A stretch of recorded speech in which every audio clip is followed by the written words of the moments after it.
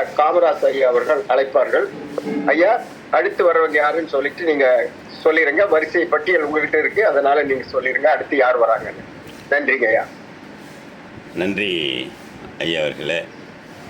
ஐயா தான் முத நம்ம அரங்கத்துக்கு வந்து இந்த பிள்ளைகள் அரசு பிள்ளைகளுக்கு யாருமே இல்லை, அவங்கள வந்து யாராவது ஒருத்தர் தத்தெடுத்துக்கணுன்ற ஒரு செய்தியை கொண்டு போய் வலைத்தமிழ் பார்த்தசாரதி ஐயாவுக்கு சொல்லி பார்த்தசாரதி ஐயா அவர்களை உள்ளே வர வைத்து அதன் மூலமாக இன்று பெரிய ஒரு கட்டமைப்போடு ஆலமரமாக திருக்குறள் முற்றோதல் இயக்கம் மையம் என்ற ஒரு வார்த்தையை தூக்கி திருக்குறள் முற்றோதல் இயக்கமாக மாற்றி இன்றைக்கி உலகமெங்கும் ஒரு 18 பெரிய அறிஞர்களை கொண்டு இந்த இயக்கம் நடந்து கொண்டிருக்கிறது.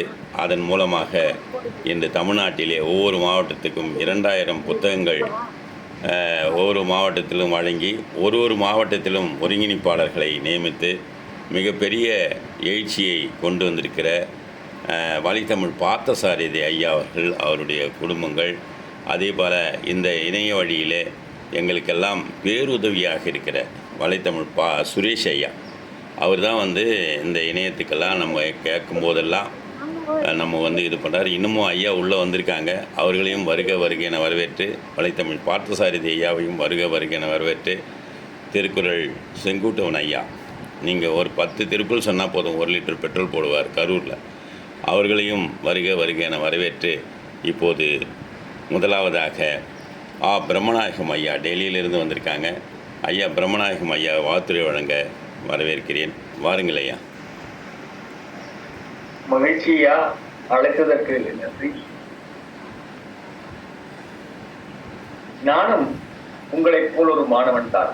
பள்ளி செல்லும் பருவங்கள் பழுதுபட்டு போனதால் உள்ளம் நொந்து நிற்பவர்கள் உய்யும் வழிகள் இல்லையோ என்று ஏங்கி தவித்த நேரம் பள்ளியில் திருக்குறள் படித்திருந்தாலும் அதை தொடர்ந்து நினைவில் வைத்துக் கொள்வதற்கு ஒரு வழி காட்டினார் நமது திருக்குறள் காமராஜ் ஐயா. இரவில் 9 மணி அளவில் பொருளுணர்ந்து படித்த வகுப்பில் நானும் இப்பொழுதும் மாணவராகவே இருக்கிறேன்.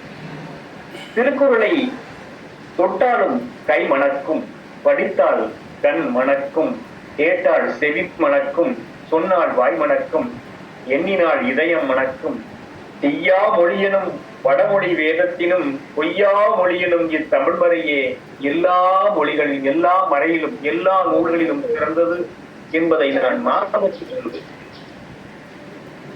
உங்களைப் போல நானும் ஒரு மாணவன் என்பதால் உங்களை எல்லாம் வாழ்த்துவதற்கு நான் உங்களில் ஒருவனாக இருந்து வாழ்த்துகிறேன். வயதின் மூப்பின் காரணமாக எல்லா மாணவர்களும் ஒரு நல்ல வாய்ப்பு கிடைத்திருக்கிறது. நல்ல துவக்கம் பாதி அளவு வெற்றி என்பார்கள். அதே போல் காலையில் எழுவது என்பது மிகச் சிறந்த பழக்கம்.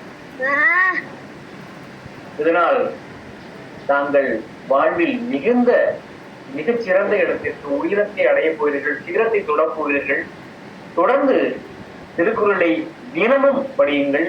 உங்களுக்கு வாழ்வில் இது மிகவும் உபயோகமாக இருக்கின்ற இந்த நூலினுடைய கருத்துக்களை உள்வாங்கி படிக்குமாறு அன்போடு வேண்டி விரும்பி கேட்டுக்கொள்கிறேன்.